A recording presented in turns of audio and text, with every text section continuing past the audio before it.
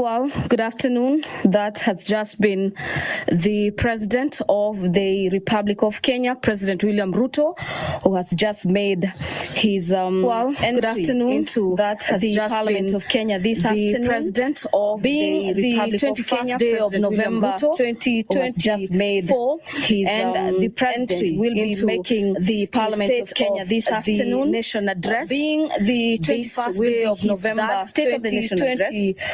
Since he assumed power, will be making his state of, and so our dear viewers, welcome for this live proceeding. State of the Nation address since he assumed power in 2022, and so our dear viewers, welcome for this live proceeding brought to you by the Parliamentary Broadcasting Unit in conjunction with the Kenya Broadcasting Corporation.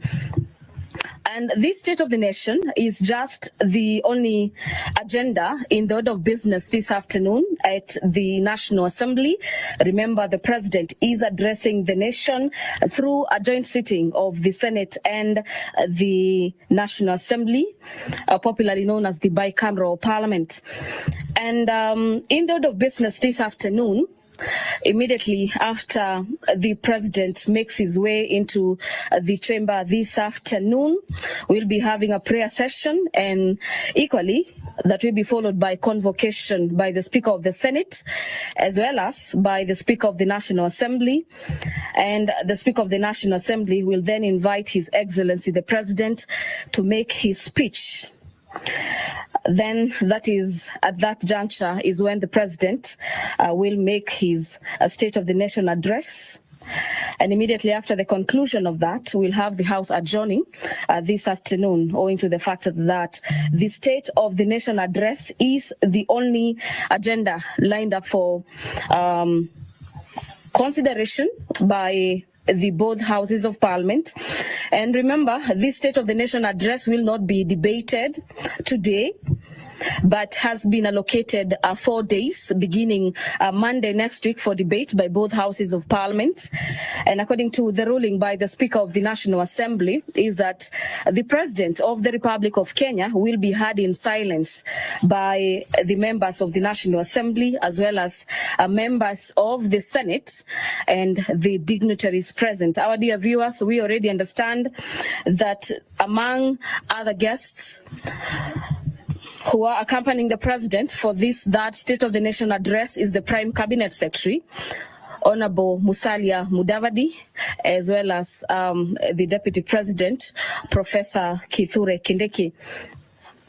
So to just take you through some of the expectations during today's State of the Nation address, the President of the Republic of Kenya is required by the Constitution to address the nation through the State of the Nation address. This is the third one since the President assumed power in 2022. And the President this afternoon is expected to outline the successes in his government for the last 2 years that the Kenya Kwanza administration has been in power. We equally expect the probable challenges that have faced the government and the measures that the government will be taking to address some of the areas. We also expect this afternoon, through the President's speech, that the President tells the nation some of the targets and new measures are put in place to ensure that the Kenyan government is ensuring that the country is being progressive. Remember, the government's key agenda is the bottom-up economic transformation agenda, basically on matters housing, health, digital superhighway, and matters economy, so to speak.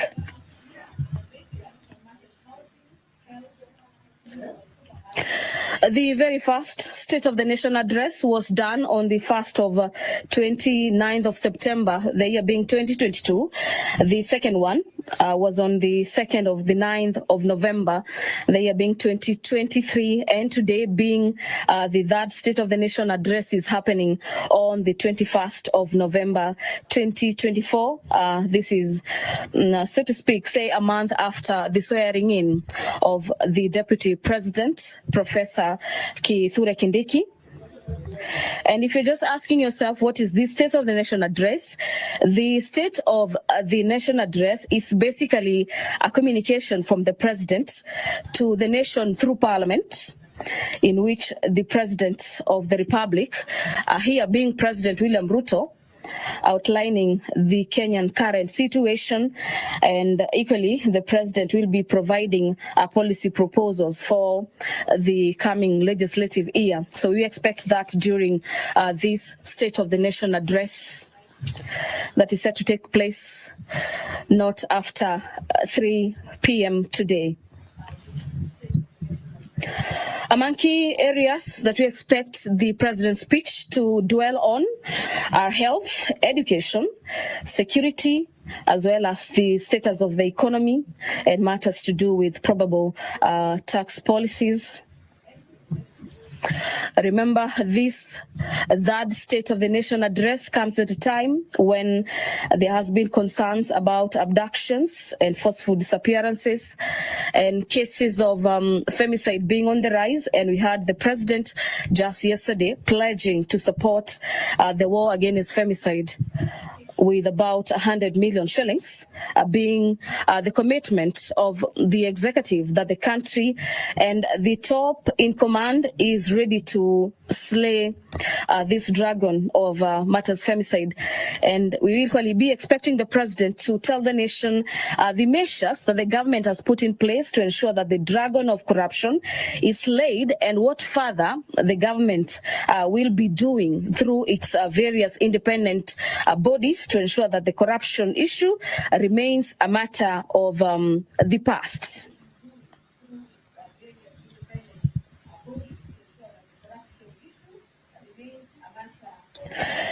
Well, during his last State of the Nation address, the president spoke on a number of issues. They included the steps that will be taken to improve as well as boost matters economy, create jobs. Remember, the country is facing the aspect of unemployment, especially among the youth, and the government having come into power with one of their key campaign agendas being addressing the area of unemployment in the country. We'll be expecting a report from the president in regards to how the country is doing on that area, as well as the steps being taken to further cushion the youth from further unemployment crisis. We also be expecting the president to speak on matters health reforms. Remember, we are just shy away from the implementation of the SHA or SHIF, if you may like, on matters to do with the transforming the health sector, and we'll be expecting the president to address the nation in regards to how his government is looking into transforming the health sector and ensuring that every other Kenyan is accessing their health rights as enshrined in the Constitution, as well as matters agriculture in the areas of farming, as well as manufacturing. So this afternoon, all eyes, the whole nation is currently watching Parliament of Kenya this afternoon to hear from the president, who is mandated through the Constitution to address the nation every year. This is pursuant to Article 132, subsection 1 of the Constitution, that provides for the president to address a sitting of Parliament once every year. And our dear viewers, Article 132, subsection 1B and C further dictates that every year the president is expected to report in an address to the nation on the measures taken to achieve the realization of the national values of the Republic, and equally submit a report for debate to the National Assembly on the progress made in fulfilling the international obligations of the Republic. This report that will be submitted this afternoon is scheduled for debate from Monday next week. Remember, the National Assembly has already adjusted its sittings for the next 2 weeks, so to speak. And among the priority business is the consideration of the president's speech on the State of the Nation address.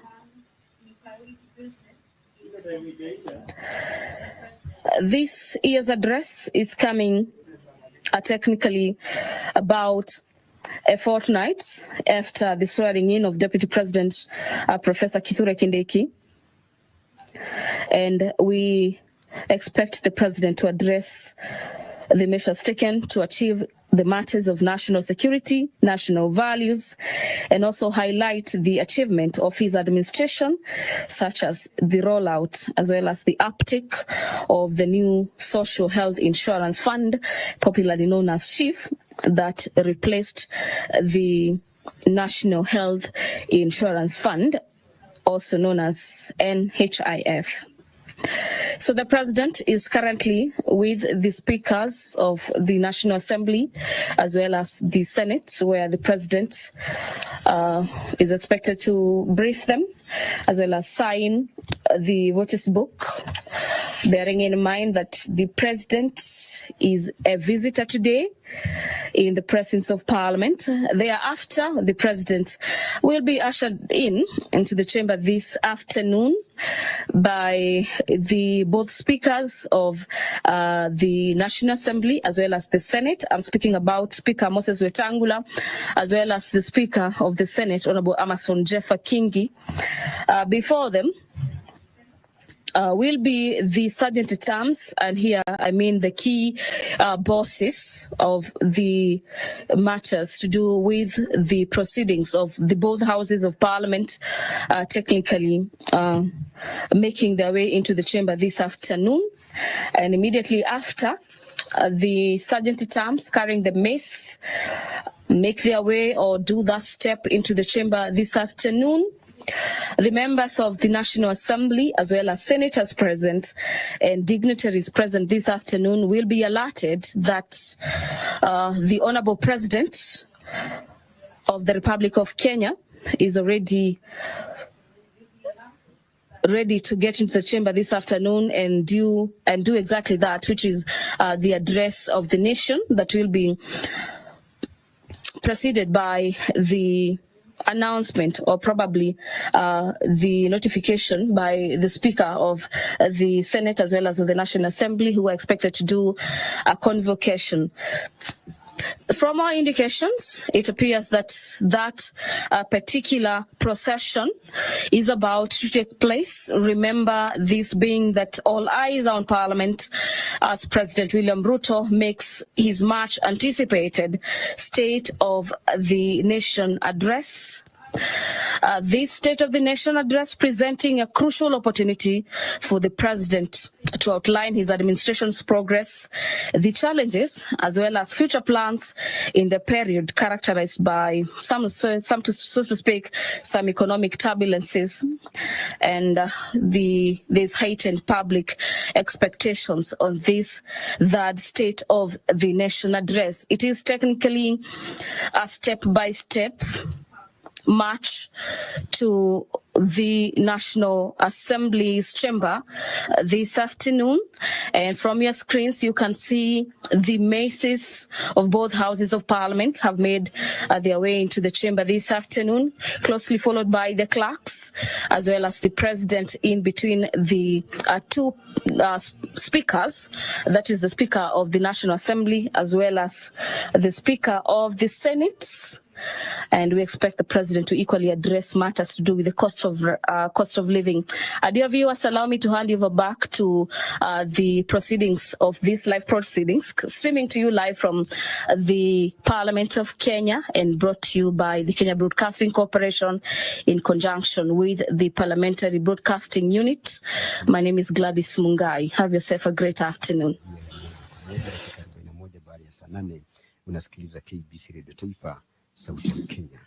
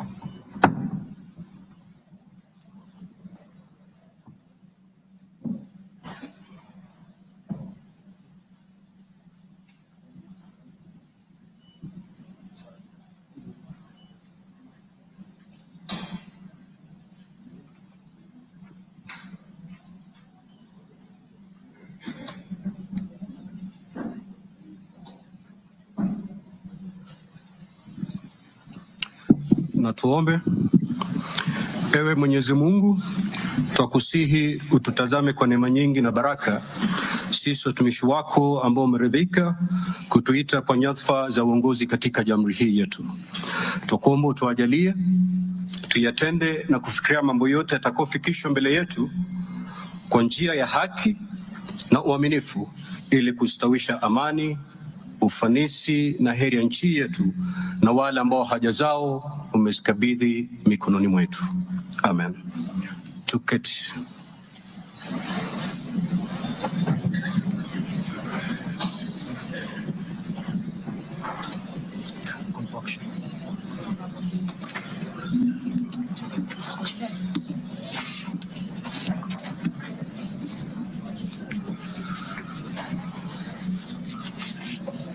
Order, honorable members. Let us all be seated. Thank you. Your Excellency, Honorable Dr. William Samoei Ruto, CGH, President of the Republic of Kenya and Commander-in-Chief of the Defense Forces, the Right Honorable Dr. Moses Wetangula, EGH, MP, Speaker of the National Assembly, honorable members of Parliament, distinguished guests, ladies and gentlemen. Article 132, Sub-Article 1B of our Constitution provides that the President shall address a special sitting of Parliament once every year and may address Parliament at any other time. Article 132, Sub-Article 1C of our Constitution further provides that the President shall, among others, once every year, report in an address to the nation all the measures taken and the progress made or achieved in the realization of the national values referred to in Article 10 of the Constitution. In addition, Article 240, Sub-Article 7 of the Constitution requires the President in his capacity as the chairperson of the National Security Council to report to Parliament annually on the state of security in Kenya. In this regard, the Chief of Staff and Head of Public Service via the letter dated reference EOP/CAB.26/4A, Volume 4, into brackets 178, and dated the 9th of September 2024, informed the Speakers of the Houses of Parliament of the intention of His Excellency, the President, to address Parliament. Consequently, and upon consultation, the address to Parliament by His Excellency the President was scheduled for today, Thursday, the 21st of November, 2024. Pursuant to Standing Order 25-2 of the Senate Standing Orders, I notified honorable senators of the place, date, and time of today's special sitting via Gazette Notice number 148/29, which was published in the Kenya Gazette on Friday, the 15th of November, 2024. Further, together with the Right Honorable Speaker of the National Assembly, I notified all members of Parliament and the general public of today's special sitting via notices placed in 3 local newspapers yesterday, Wednesday, the 20th of November, 2024. Accordingly, honorable members, this special sitting is properly convened. I thank you.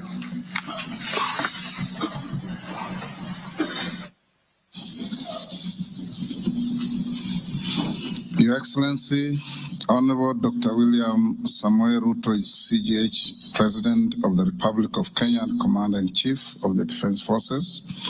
The Right Honorable Amason King, EGH MP, Honorable Speaker of the Senate, Honorable Members of Parliament, members of the Diplomatic Corps, distinguished guests, ladies and gentlemen. Article 132(1)(b) of the Constitution requires the President to address the nation once every year and at any other time. Further, Article 132(1)(c) of the Constitution requires the President to once every year report in an address to the nation on measures taken and progress achieved in the realization of our national values. Additionally, Article 132(1)(c)(3) of the Constitution provides that the President shall submit a report for debate to the National Assembly on the progress made in fulfilling the international obligations of the Republic. In this regard, honorable members, By way of a message to the House, His Excellency the President conveyed his desire to address a joint sitting of the Houses of Parliament today, 21st November 2024. Therefore, pursuant to the provisions of Standing Order 22 of the National Assembly Standing Orders, and by Gazette Notice number 15327, which was published in the Kenya Gazette on 18th November 2024, and indeed as also notified to all members of the general public by way of newspaper notification published on 20th November 2024, I gave a notice of this special sitting of Parliament to the members of the National Assembly. Accordingly, honorable members, this special sitting is properly convened. Your Excellency, honorable members, distinguished guests, ladies and gentlemen, this year's President's address comes at a time when the country is set to host the 14th edition of the East African Community Interparliamentary Games.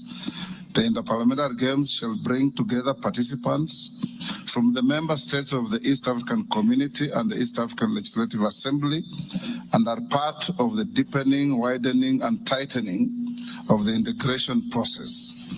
The Games are scheduled to commence next month on 7th December 2024 in Mombasa County, and all is set in readiness for these Games.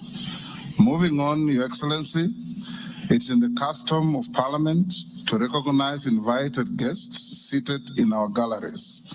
I therefore wish to recognize the following guests who are seated in the Speaker's row. Her Excellency Mama Rachel Ruto, First Lady of the Republic of Kenya, and other members of the First Family. His Excellency Honorable Professor Kithure Kindiki, the Deputy President of the Republic of Kenya and the spouse of the Deputy President, Her Excellency Dr. Joyce Kithure. Honorable Musalia Mudavadi EGH, the Prime Cabinet Secretary and Cabinet Secretary, Minister of Foreign Affairs and Diaspora Affairs. Your Excellency, honorable members, also present in the Speaker's row this afternoon, the Honorable Lady Justice Philomena Mbete Mwilu, MGH, Deputy Chief Justice and Vice President of the Supreme Court. She's accompanied by Honorable Justice Mohammed K. Ibrahim and Justice William Ouko. Justice William Ouko, judges of the Supreme Court of Kenya. Also accompanying the Deputy Chief Justice are Honorable Justice Oscar Angote, presiding judge of the Environment and Land Court. Honorable Justice Lady Justice Jemima Wanza Kelly, judge of the Employment and Labor Relations Court. We are also honored to have in our midst the immediate former speakers of the Houses of Parliament, the Honorable Justin Bedan Njoka Muturi, EGH, the Cabinet Secretary for Public Service and Human Capital Development, the Honorable Kenneth Marende, EGH, the Honorable Kenneth Makelo Lusaka, EGH, the current Governor of Bungoma County, Honorable Ekwe Ethro, and additionally, we also are pleased to be hosting a delegation visiting our parliament from the Republic of the Gambia. Your Excellency, allow me to also recognize the chairperson of the Council of Governors, who is also the governor of Wajir County, the Honorable Ahmed Abdullahi, and the Honorable Johnson Sakaja, governor of the city of Nairobi County. May I also accord special recognition to all cabinet secretaries present, and particularly acknowledge 4 of them who are former ranking members of the Houses of Parliament, namely Aden Duale, EGH, former leader of the majority party in the National Assembly, Honorable Onesimus Murkomen, EGH, former Senate Majority Leader, Honorable John Badi, EGH, Honorable Opio Wandai, EGH, both both former leaders of the minority in the National Assembly. I need not mention that His Excellency the Deputy President is a former leader of majority in the Senate. I also acknowledge the presence of Mr. Felix Kosgei, Chief of Staff and Head of the Public Service, Principal Secretaries, members of the Diplomatic Corps, and heads of constitutional commissions and independent offices and state corporations present. They are all welcome to the House of Parliament. Your Excellency, I wish to make a special welcome to Parliament and mention the Chief of the Kenya Defence Forces, General Daniel Kahariri, who is present, and the respective service commanders, the Inspector General of Police, and other leaders of our disciplined forces who are seated at the Speaker's row. Parliament is grateful for your distinguished service to our great nation.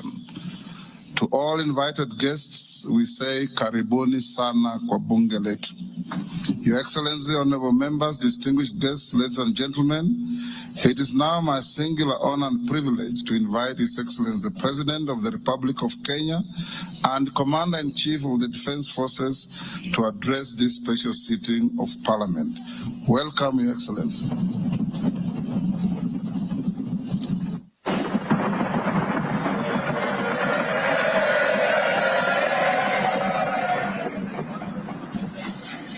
Thank you very much, Mr. Speaker. The Honorable Speakers of Parliament, the Honorable Members, distinguished ladies and gentlemen, I'm honored to address you today in the fulfillment of the mandate vested in me under Article 1321C of the Constitution to report to you and to the people of Kenya on the measures we have taken and the progress we have made in realizing our national values and principles of governance, and to submit to you, honorable members, the progress made in fulfilling our international obligations. Since my last address, Kenya has undergone rapid change, occasioned by the collective awakening of the people in the understanding that the state of nation depends on the work we do individually and collectively. This realization extends not only to what we choose to undertake, but also to how we go about securing careers, livelihoods, and contributing to the grand enterprise of nation building. There has never been doubt, and now there is none whatsoever, that Kenya is a land of bold ambition, with our citizens always desiring and insisting on the best possible standards, not only for themselves, but also for their families and for our nation. Consequently, our democracy has empowered citizens to ask questions and demand changes in the way their affairs are managed, driving the wheels of our nation's social, political, and economic transformation faster in the direction of excellence and prosperity. Rare are the times when leadership is ahead of the people. We are always striving to steer the machinery of state and government to keep pace with the aspirations of our citizens. We have learned through the hard as well as the more customary ways that listening is a full-time occupation of leadership, and that all questions asked by the people must be answered thoroughly and in full. We have learned never to take anything for granted and make every effort to carry all our people along with us in the pursuit of our transformation. The context in which I make this national address is not only significantly different from previous occasions, but it is also a singular moment with unique historical implications for us all. It is an opportunity to affirm the principles and values of which our nation stands, review the steps we have taken, the path we have chosen in our journey of national development, and reinforce the commitments we have made to one another and to our beloved nation for the sake of the present and future generations. I do not take this for granted, and with utmost respect and humility before this august assembly of the people's elected representatives, I desire to respond to the most pressing concerns that have been raised by Kenyans of all walks of life in recent months. To my understanding, the concerns and issues voiced by millions of Kenyans about the state of our nation deserve meaningful engagement, thorough understanding, and thoughtful response. There are discussions about whether leaders understand the pain, hardship, and struggles endured by countless citizens every day as they strive to make ends meet, and whether the government is doing anything about it. Similarly, many struggling Kenyans impatiently wonder, when will real money get to their pockets, and when will the jobs promised, which they deserve, become a reality? Additionally, there has been conversations about our education system, particularly the transition to the competence-based curriculum, and whether policies in this sector are working for or against Kenyans. Important questions have also been raised concerning the direction of development in relation to democracy, human rights, and fundamental freedoms, as well as the rule of law, transparency, and accountability. Another more direct question that emerges every now and then is whether public policy in this administration is in furtherance of service delivery to citizens or just in aid of political strategy. It is undeniable that for many Kenyans, times are hard and the struggle to meet their daily basic needs remains daunting. It is also true that these conditions have persisted for a number of years now, leading to much frustration and anxiety. Although we have gone a long way to mitigate some of these difficulties, much remains to be done, though we have laid a firm foundation for decisive intervention. I believe that it is critical for us to bear in mind that this administration was inaugurated at an extremely difficult time, characterized by domestic challenges, compounded by regional and global security, geopolitical, financial, as well as climate dynamics. As a result, in 2022, the country's total debt burden was not only immense, but it was also stacked up in the most burdensome manner, leaving very little room for investments in public service or development of critical infrastructure. The prices of basic food commodities soared as a result of a combination of prolonged drought, declining local productivity due to inadequate support, and disruptions in the global supply chain caused by the war in Europe.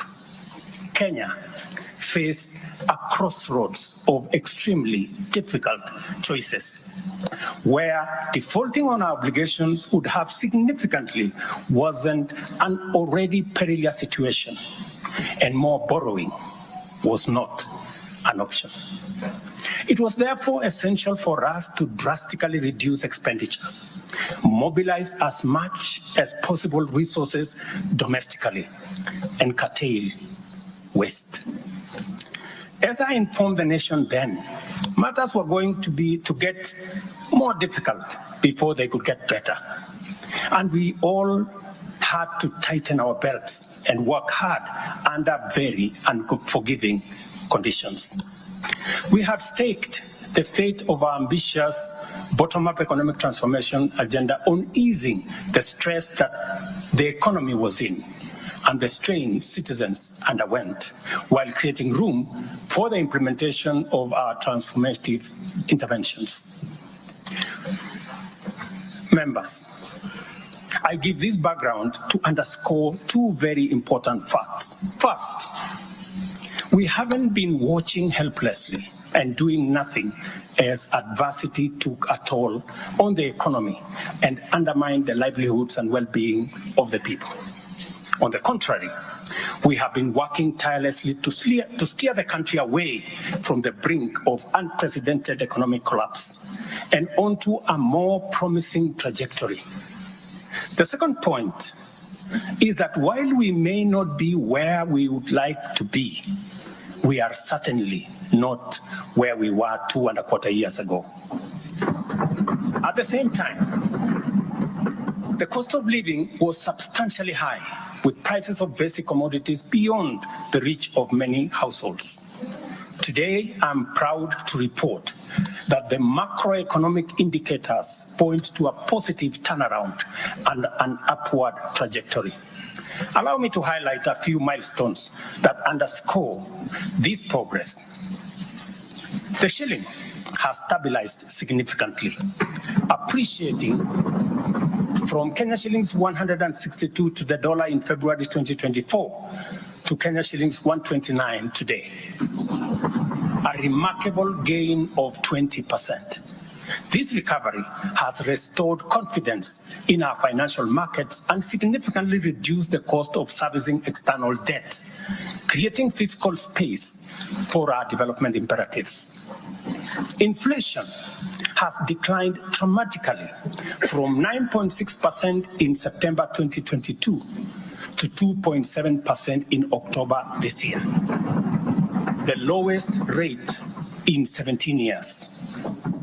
This achievement has been the consequence of favorable weather and our deliberate efforts to support farmers with affordable inputs, including subsidized fertilizer, leading not only to increased production, but also productivity and lowering the prices of many cereals, including maize, pulses, such as beans and peas. Our foreign exchange reserves have surged by US dollars 2.4 billion to hit a new record of US dollars 9.5 billion, providing a 4.8 month of import cover, the highest in 10 years. This resilience shields us from external shocks in the global economy and restores investor confidence. Ladies and gentlemen, interest rates are also trending downwards, reducing borrowing costs and freeing up fiscal space for growth-enhancing initiatives by business.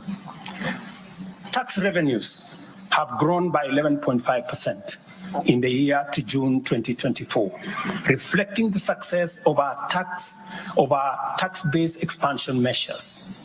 The economy continues to grow steadily, recording a 5.6% growth rate in 2023, among the highest globally. We project 5% growth this year and 5.6% growth next year.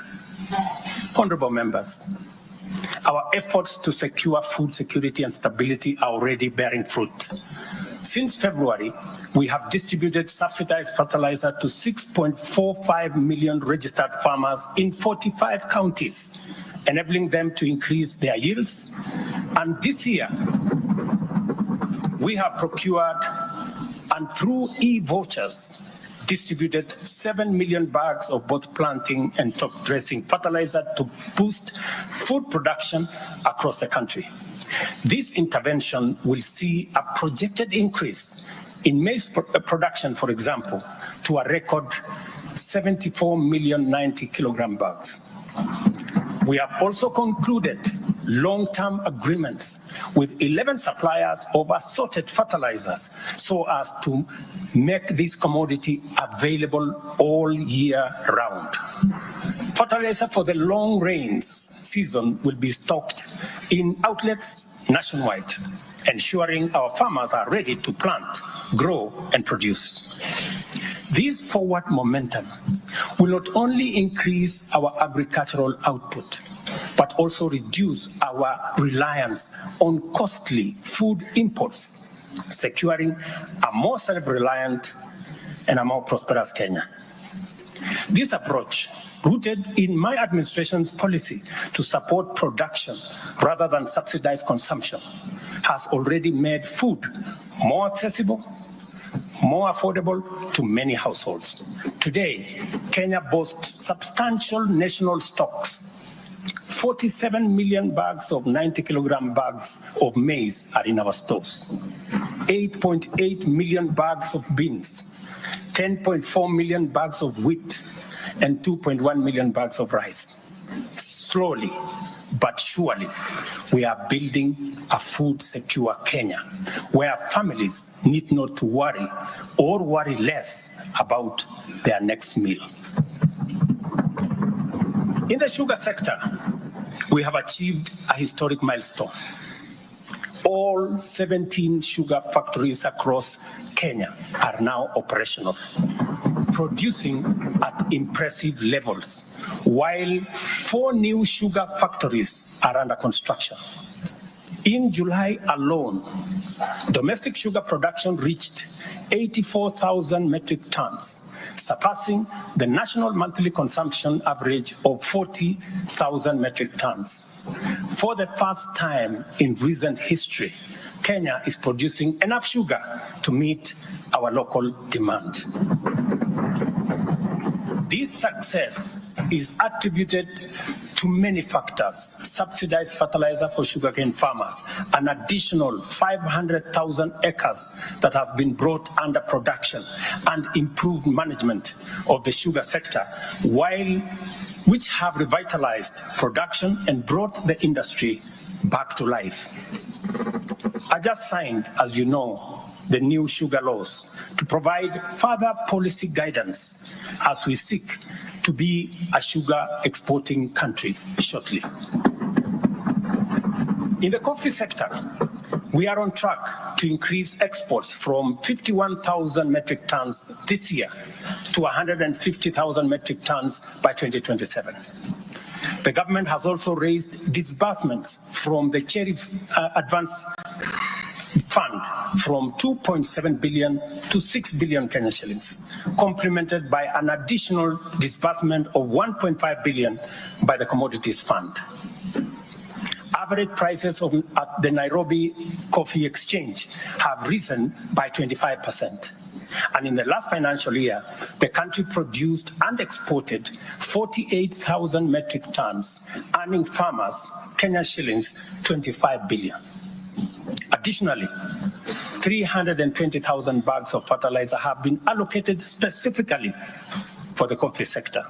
And we will be working with cooperatives to make sure this fertilizer is distributed at the nearest possible destination to the farmers.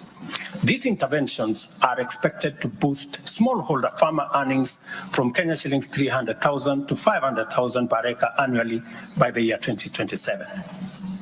The dairy sector remains a vital value chain with a quick turnaround impact on households in the economy. The government of Kenya has released and you members approved 3 billion shillings to modernize the new KCC, ensure farmers are paid on time, and maintain a high price of Kenya shillings 50 per litre. As a result, intake to KCC has increased from 100,000 litres a day to 220,000 litres a day by last month.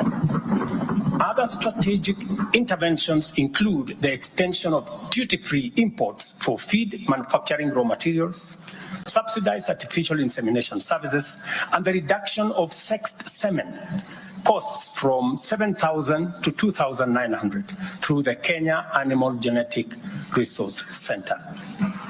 These measures have led to a 14% increase in milk production from 4.6 billion litres in 2022 to 5.2 billion litres in 2023, with projections exceeding 6 billion litres this year. The value of exported dairy products has nearly doubled, rising from Kenya shillings 4.8 billion in 2022 to Kenya shillings 7.2 billion in 2023. These gains demonstrate how targeted policies can deliver tangible benefits to dairy farmers and drive growth in our economy.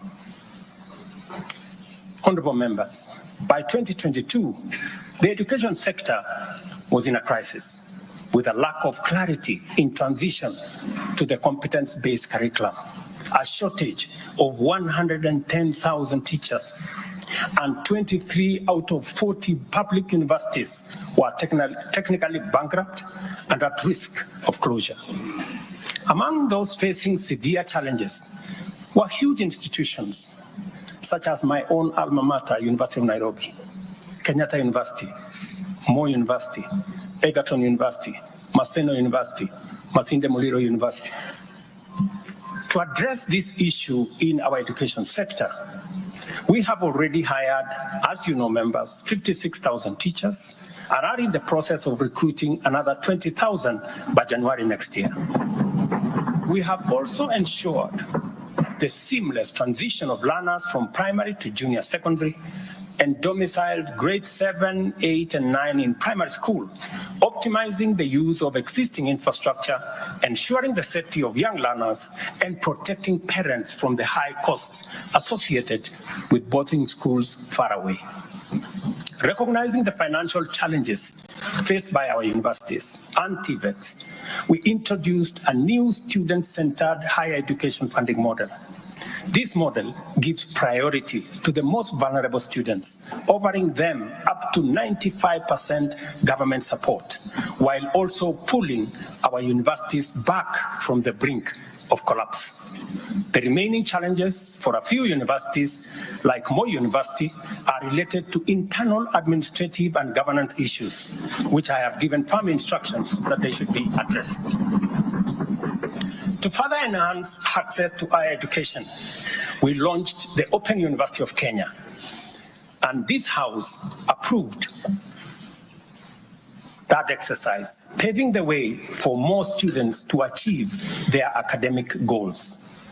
The institution's first cohort of students is scheduled to graduate next week on the 29th of November 2024. Honorable members, universal health coverage is a cornerstone of our transformation agenda and a matter that touches every Kenyan family. Despite health being a devolved function, we acknowledge the immense financial burden that comes with health.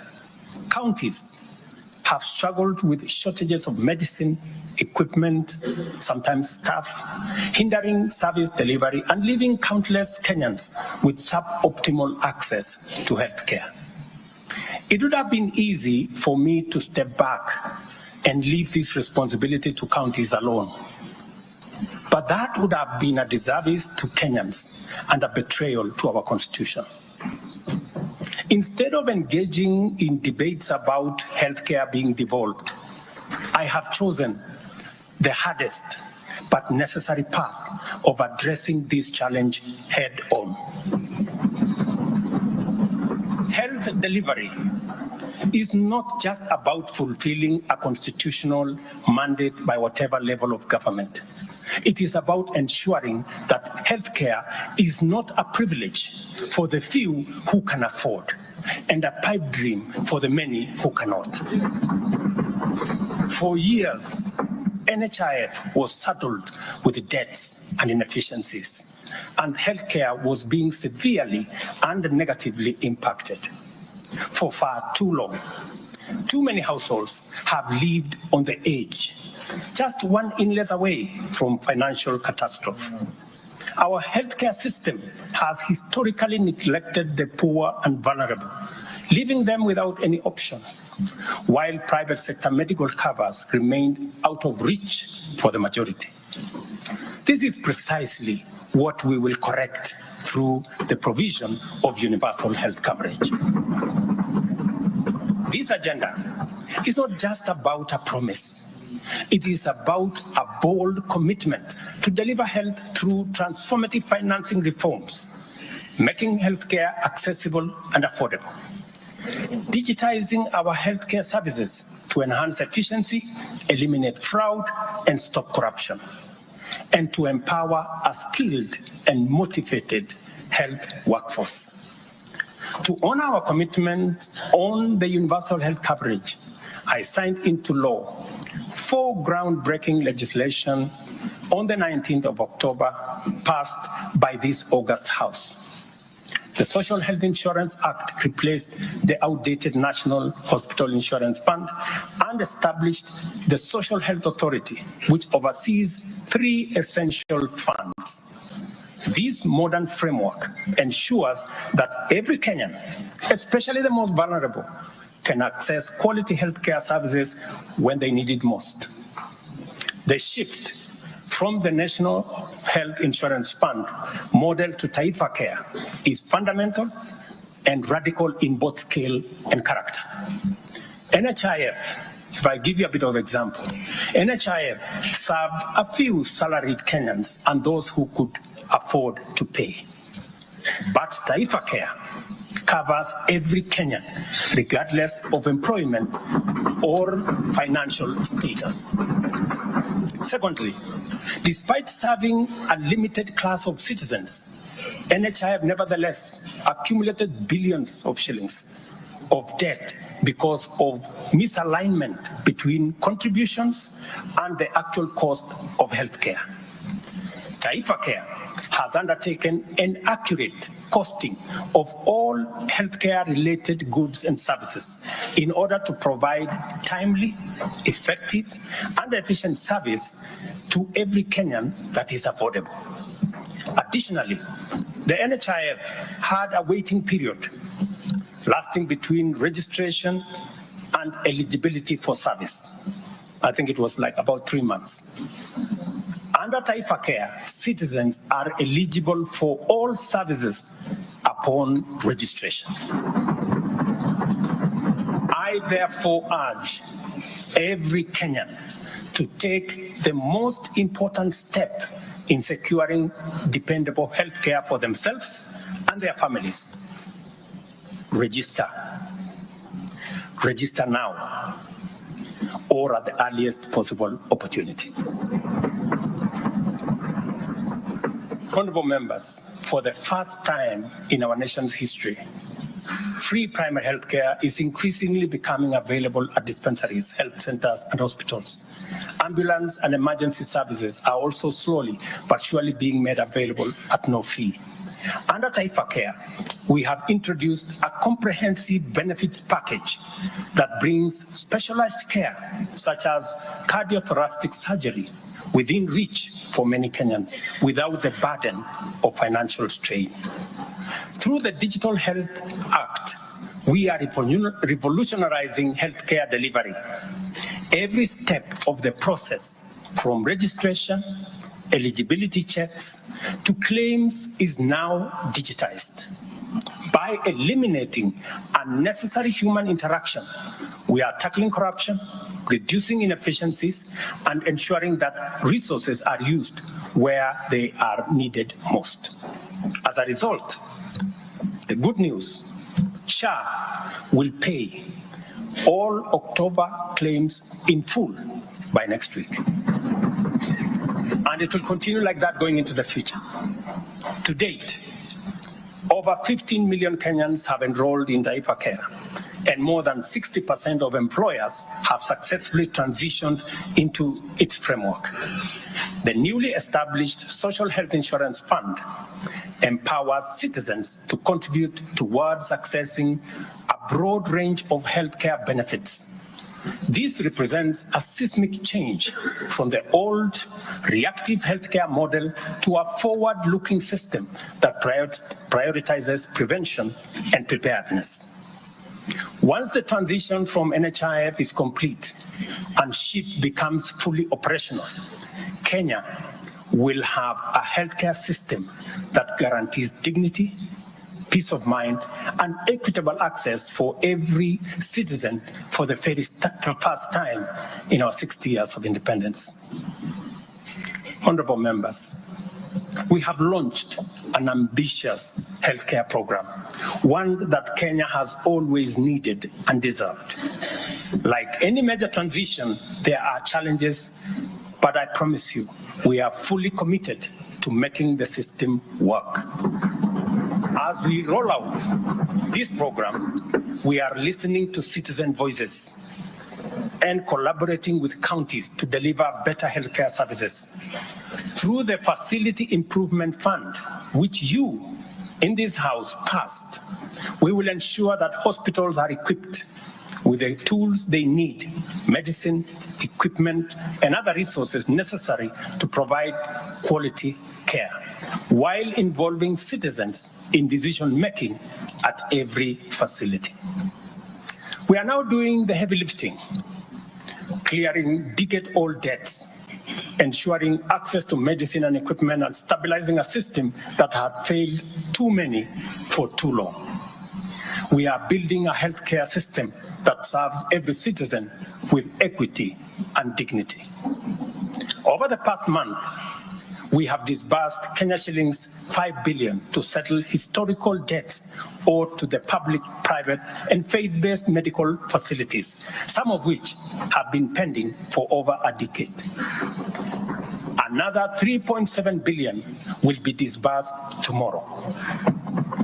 This underscores our commitment to ensuring uninterrupted delivery of healthcare services, and we will continue to clear the remaining balances in a phased-out approach over the coming months.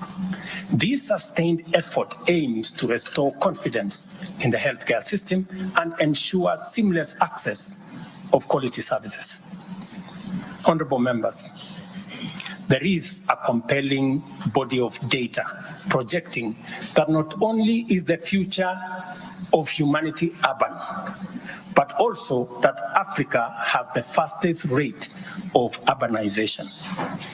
Kenya is no exception, and in fact, many of our counties are urbanizing rapidly. Dear Kenyans, we have a date with an urban future, and the only choice we have is what this urban future will look like. Will it be characterized by decent, dignified, safe, and livable neighborhoods and communities? Or will it be haphazard, unsanitary, unsafe slum dwellings? This is the fundamental question that our affordable housing plan seeks to answer. Kenya has a serious housing deficit, and the cost of housing is beyond the reach of the majority. While the social and economic efforts of this shortage are far-reaching, rent as a component of the cost of living is unsustainable. People are forced to choose between enduring long, punishing commutes to faraway homes or taking up less desirable spaces within reach. Supplying the number of units required to fill the affordable housing gap requires us to undertake construction throughout the country at the rate of 200,000 new housing units every year for 10 years. Many people have asked why they should be interested in affordable housing project in rural areas. If you look around, you will witness the signs of our urban future. Land sizes are becoming smaller as the population grows in rural agricultural areas. To protect agriculture and food security from the effects of uncontrolled land fragmentation, urbanization must be planned and must be controlled. And the affordable housing program is therefore a vital component of integrated land use planning and development program that we are implementing throughout the country and in every county. Each unit of housing drives demand for different types of labor, professional services, and materials, bringing laborers, masons, bricklayers, artisans, electricians, and carpenters, as well as architects, engineers, and quantity surveyors, lawyers, real estate economists into the equation. Affordable housing is also a major opportunity for manufacturers, developers, and other industries. In other words, the economic boost from housing pillar of our bottom-up economic transformation agenda is significant and undeniably much needed. As we speak, affordable housing now directly accounts for 164,000 new jobs created over the past 1 year. Honorable members, today marks a significant milestone in our journey towards providing decent and affordable housing for all. After 2 years of hard work under the Affordable Housing Program, I am proud to announce, and you have seen it in the newspapers, the launch of the sale of the first 4,888 housing units, now in completion, across 21 social housing projects. These units, comprising studios, 1-bedroom, 2-bedroom, and 3-bedroom homes, are tailored to meet the needs of our people, offering 1,041 social housing units, 2,133 affordable housing units, and 1,714 affordable middle-class housing units in 24 counties. I invite every Kenyan above the age of 18 to join this historic journey towards home ownership. Guided by our principle of fairness, one ID, one house, every eligible Kenyan is encouraged to express interest. Visit these developments, view the show houses, and engage with on-site staff who are already too willing to assist. The allocation process will be transparent and equitable, ensuring that every qualified applicant has an equal opportunity to own a home. Honorable members, as part of the government's endeavor to build a nation grounded in intergenerational equity, opportunities, and empowerment for all Kenyans, we have made significant strides in implementing another key pillar of our manifesto, labor migration. This initiative seeks to harness Kenya's abundant human capital by creating meaningful job opportunities abroad, empowering our citizens, and positioning Kenyan talent on the global stage.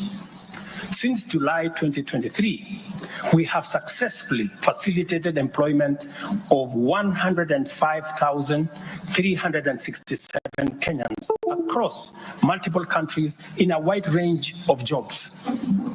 These opportunities span professional, semi-skilled, skilled, and unskilled sectors, including positions for nurses, teachers, and chefs.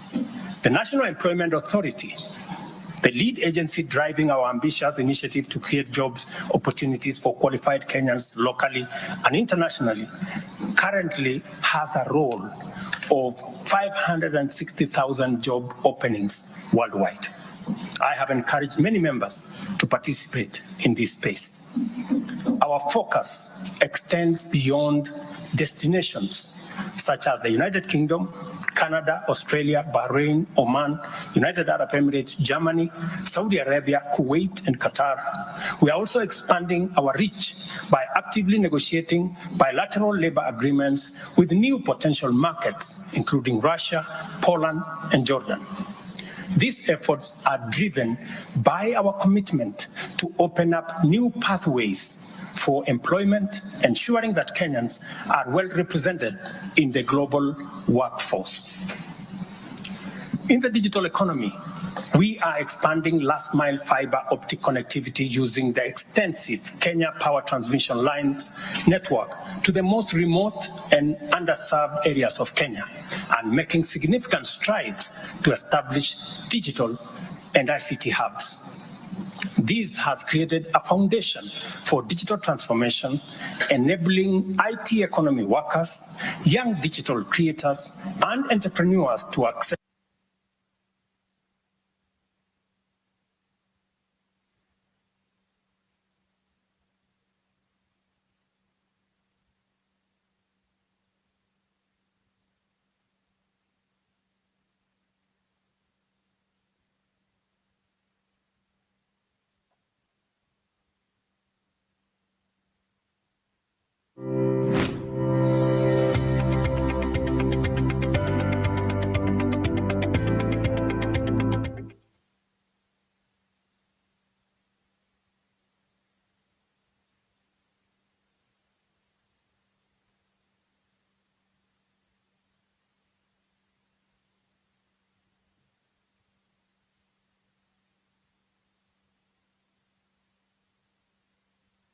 ago. This extended an additional 150 billion in loans to micro, small, and medium enterprises, complementing the government's efforts to nurture this vital sector. On financial inclusion, we have made remarkable progress through the Hustler Fund. To date, this innovative initiative has disbursed Kenya shillings 60 billion, benefiting 24.6 million Kenyans and mobilized over 3.3 billion in savings. The fund maintains a repeat customer base of 8.5 million beneficiaries with a repayment rate of 79%. To mark the fund's second anniversary, we have taken a bold step by launching a third product specifically tailored for small and medium enterprises. This new initiative will initially target 2 million beneficiaries who have demonstrated a strong credit history with the fund. By so doing, we aim to create a pathway for these entrepreneurs to transition into the formal banking system, thereby deepening financial inclusion and strengthening the SME sector. This milestone underscores our commitment to build a financially inclusive and economically resilient nation.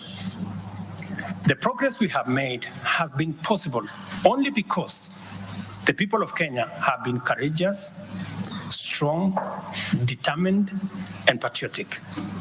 It has also been enabled by a number of early interventions under our bottom-up economic transformation agenda, and at the same time, created space for us to implement the agenda in full. As we proceed with implementation, we expect to quickly capitalize on the gains we have secured and invest resources in the economy with the emphasis on strategic pillars of our plan. As more projects get off the ground, more people get hired, liquidity levels improve, more money ends up in people's pockets. Honorable members, you know we are a democracy.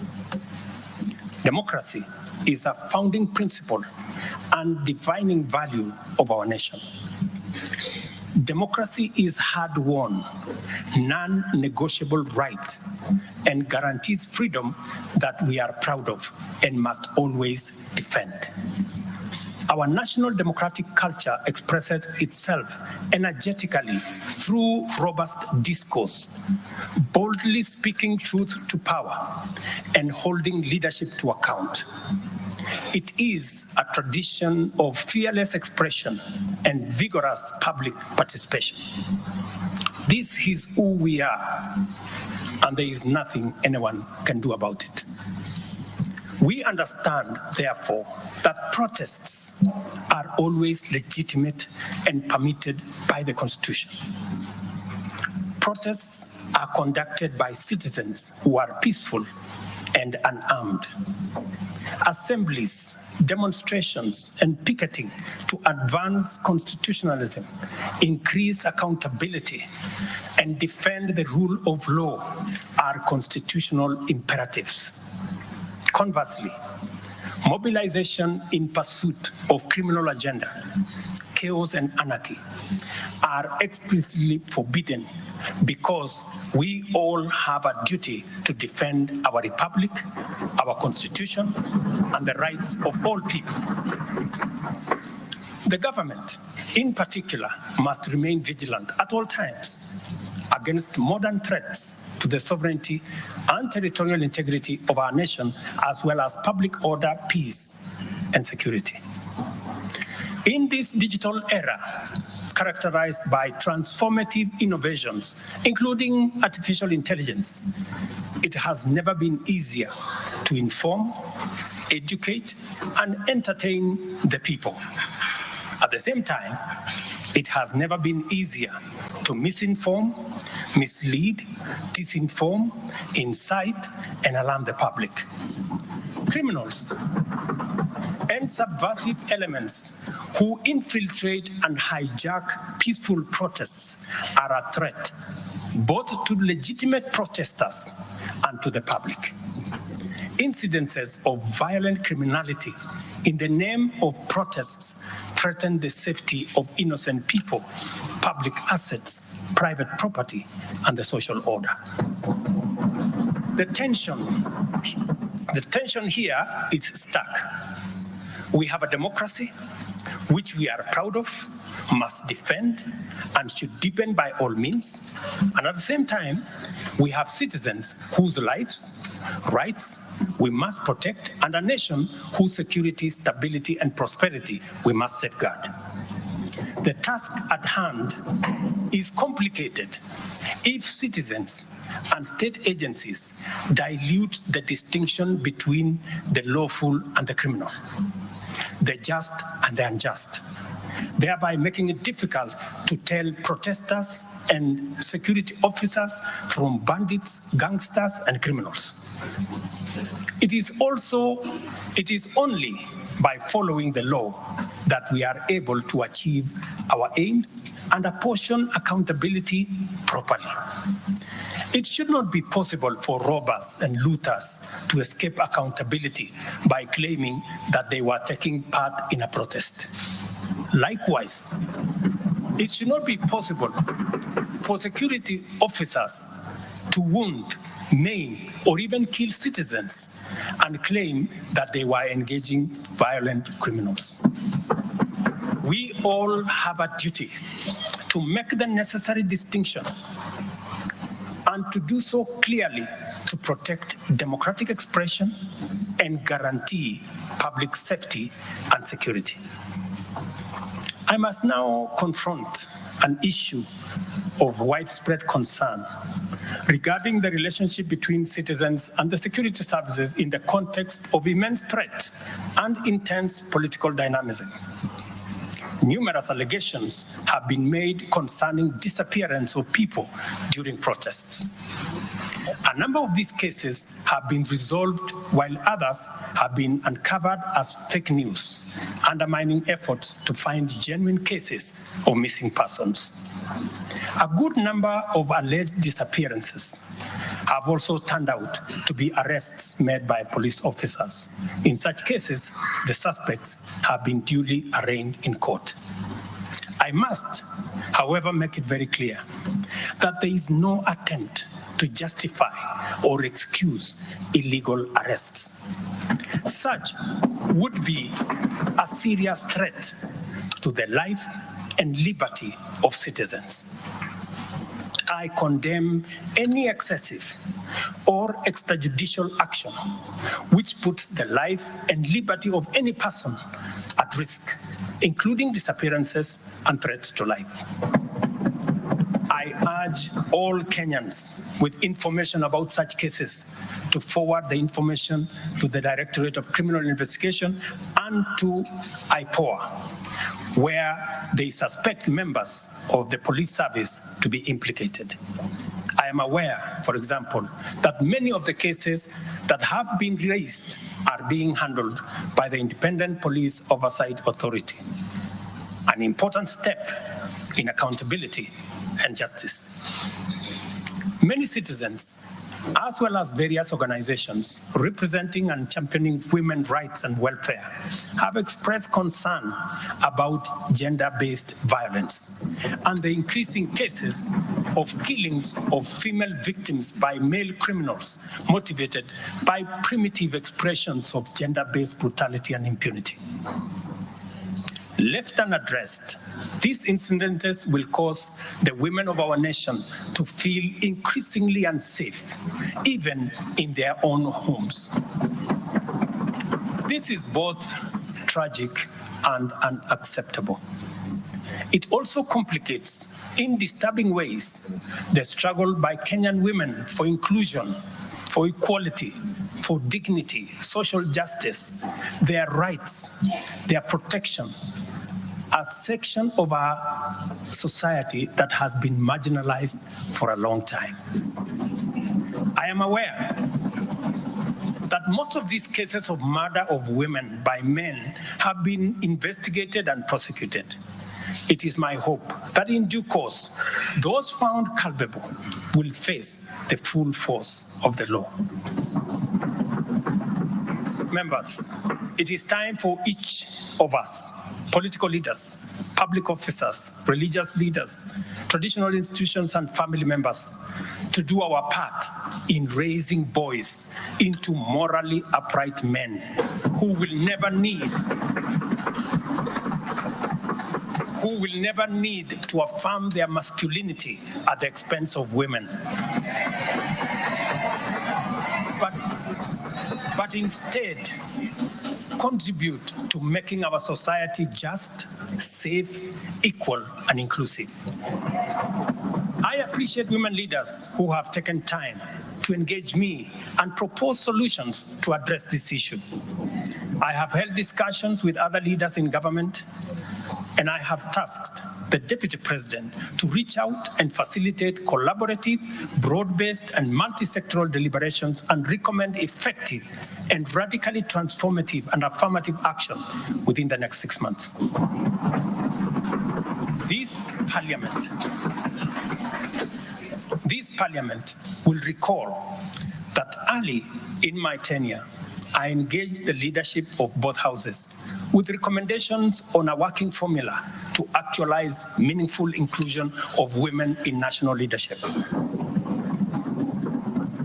We must seriously question the drivers and the motives of resistance and reluctance to take the next step in actualizing the 2/3 gender rule. We must call out those who continue to sabotage this right of women to contribute to the governance of our nation. Women are not second-class citizens. They deserve equal representation at all levels.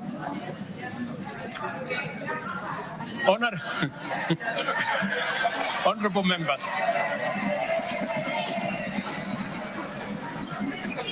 without a doubt, honorable members, without a doubt, every shilling of our national revenue matters and must be used to deliver maximum value to Kenyans. Wastage, corruption, and the abuse of office are grave risks to national transformation and a direct threat to the well-being of the people. I have given my full commitment to serve as a responsible steward of public resources. To begin with, I have championed the automation and digitization of government services and revenue collection to promote transparency, seal loopholes that lead to revenue losses, enhance accountability, and eliminate opportunities for corruption, therefore improving efficiency, transparency, and integrity. I am delighted to report to this House on the dramatic improvements we have recorded by automating and digitizing our revenue collection and service delivery through eCitizen. We have so far digitized 20,855 government services, up from 350 in 2022, representing an increase of almost 6,000%, while we have significantly improved revenue collection.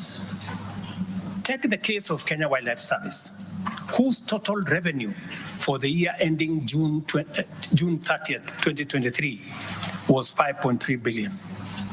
But after implementing a digital revenue collection system, the revenue grew to 7.6 billion in the year ending June 30th this year, representing a 43% increase. This initiative alone has firmly put KWS on the path to self-sufficiency, freeing the corporation from reliance on exchequer support. I commend the teams at KWS, as well as all other government institutions that have leveraged technology and the digitization process to improve revenue collection. Under the Digital Health Act that you members passed in this House, we are determined to enhance efficiency and transparency provided by technology in the provision of healthcare services to eliminate fraud and fake claims. Tax revenue mobilization by the Kenya Revenue Authority starting with its customs revenue system, is equally being worked on to ensure that revenue leaks are eliminated. Because corruption is a serious risk to social justice, sustainable development, and national security, and the bottom-up economic transformation agenda, I am harnessing our working relationship with other arms of government to encourage the judiciary and parliament to enhance integrity and efficiency by adopting digitization and automation. As I do so, I must caution that all these measures will only achieve intended results if, and only if, the institutions charged with combating corruption and promoting efficiency and integrity stop hiding behind the transparent screen of independence and rise up to meet the people's expectation on matters integrity. Let me say this. It cannot be the case that the Director of Public Prosecutions keeps dropping cases because somehow they are unable to produce witnesses. It cannot also be the case that corruption suspects rush to court to obtain anticipatory bail that shields them from due process and enables them to compromise investigations. There is also no reason for corruption cases to drag in our courts for years, when the same courts are able to determine election petitions and related disputes within 6 months. Members, it is also unacceptable for the Houses of Parliament to deny the nation a much-needed instrument in the war against corruption by continuing to sabotage the passage of the Conflict of Interest Bill.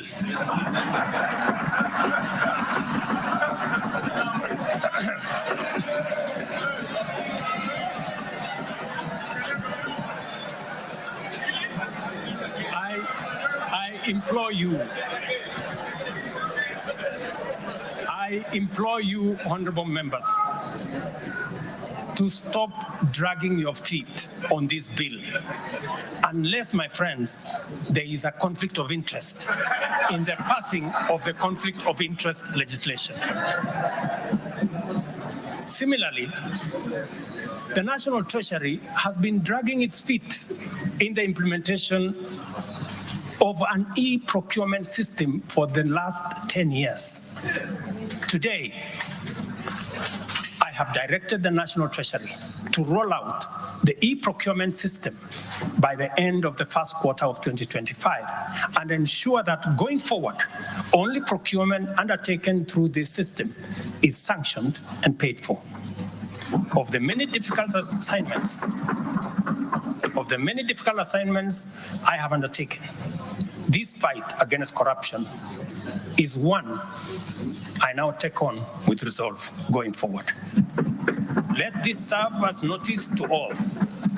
Independent institutions charged with this responsibility must up their game, pull up their socks, and match up to the expectations of the people of Kenya. Honorable members, I have stated in the past and now reiterate today that in the face of undisputed evidence or credible information on corruption, I will not hesitate to take decisive action. Accordingly, I now direct, in furtherance of the principles enshrined in Article 10 of the Constitution on transparency and accountability, and based on new information provided by investigative agencies and partner nations, that the procuring agencies within the Ministry of Transport and the Ministry of Energy and Petroleum immediately cancel the ongoing procurement process for the JKIA expansion public-private partnership transaction, as well as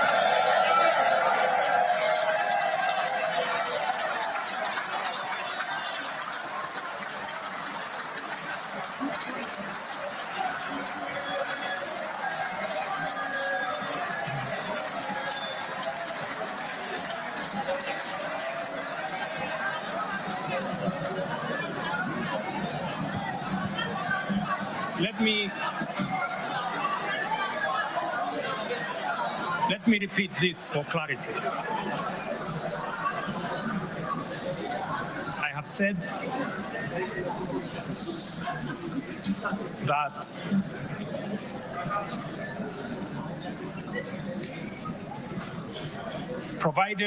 because of the information that have been provided to us by partner nations, I have directed agencies within the Ministry of Transport and the Ministry of Energy and Petroleum to immediately cancel the ongoing procurement process for JKI expansion public-private partnership transaction, as well as the recently concluded Ketrago transmission in public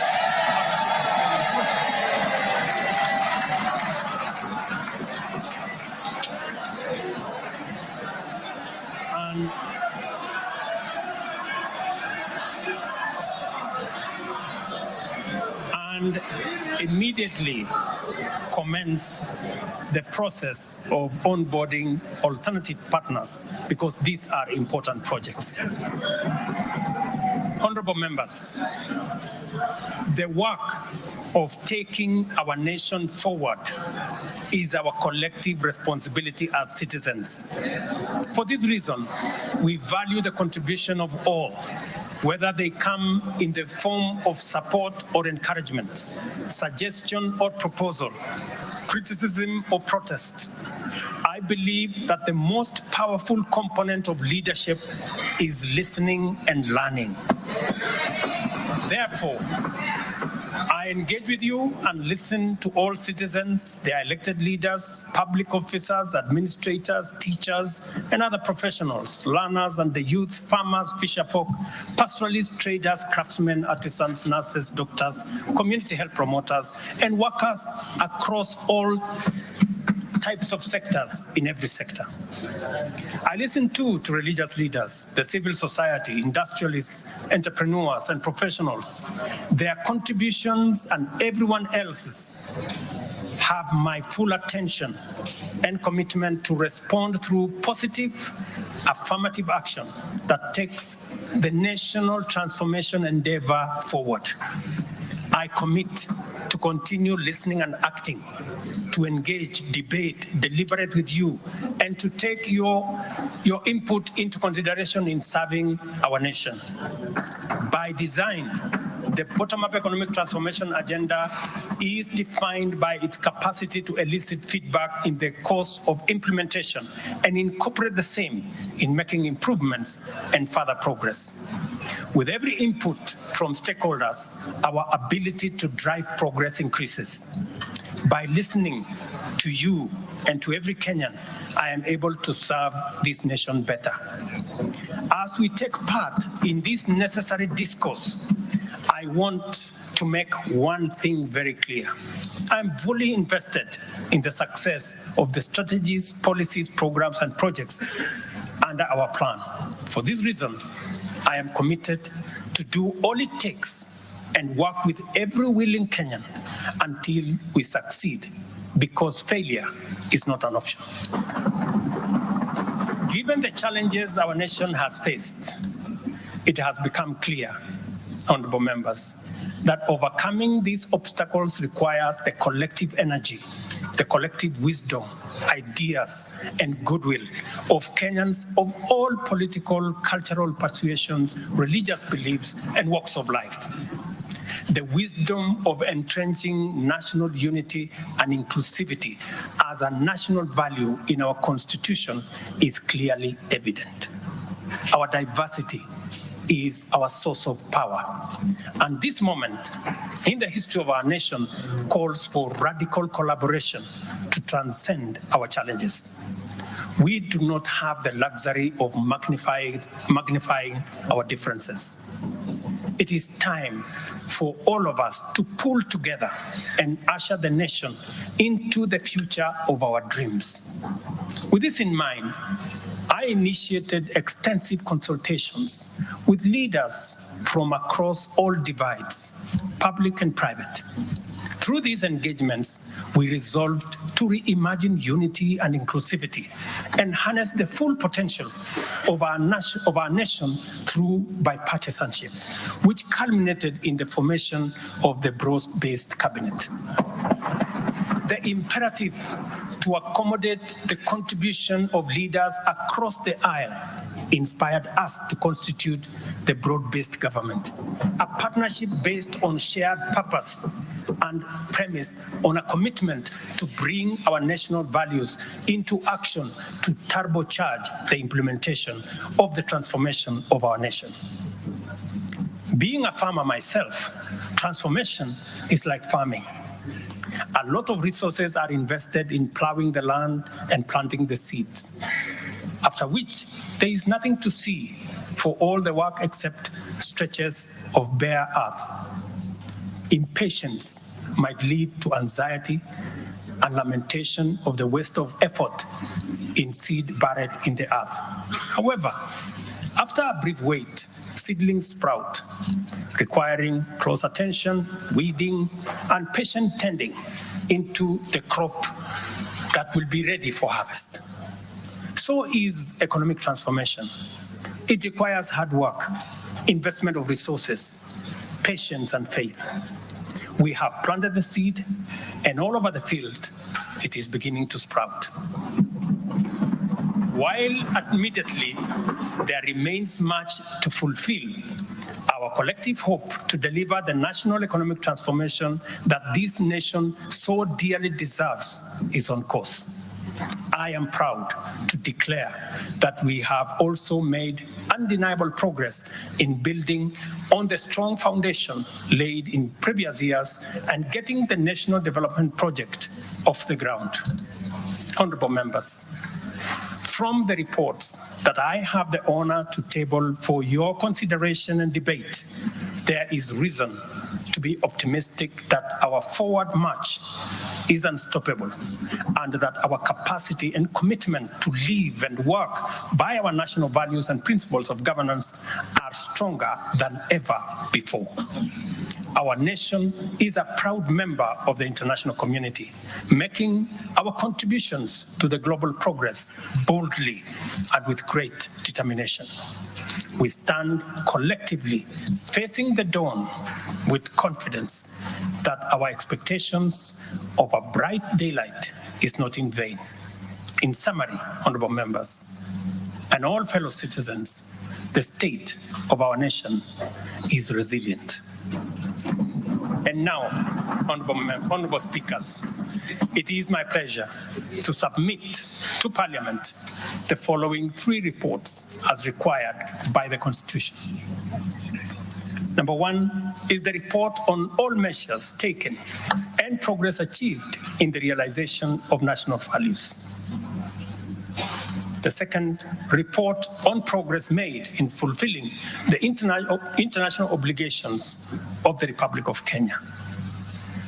And the third, report on the state of our security.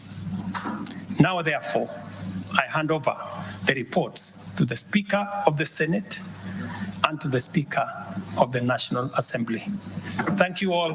God bless you, and God bless Kenya.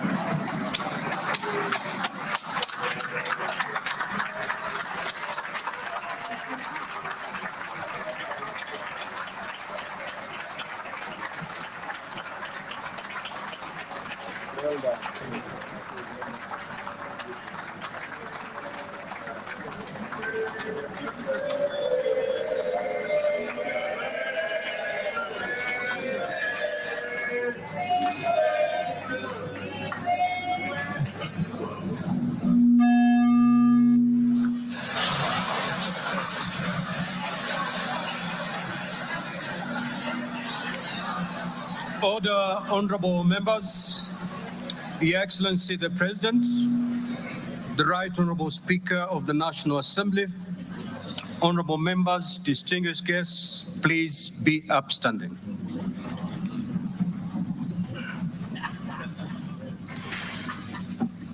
Come to the conclusion of the business of the day, and it is now time to adjourn. The Senate stands adjourned until Tuesday, the 26th of November, 2024 at 2:30 p.m. in the Senate chamber. Honorable members of the National Assembly, The National Assembly now stands adjourned until Monday, 25th November 2024 at 2:30 p.m. May I also take this opportunity on Monday. I repeat, the National Assembly stands adjourned until Monday, 25th November 2024 at 2:30 p.m. May I take this opportunity to invite all honorable members and our guests to a reception at the Parliament courtyard. May I also request all of you honorable members and our guests to remain standing in your places until the procession of His Excellency the President and the speakers of the two houses leave the chamber.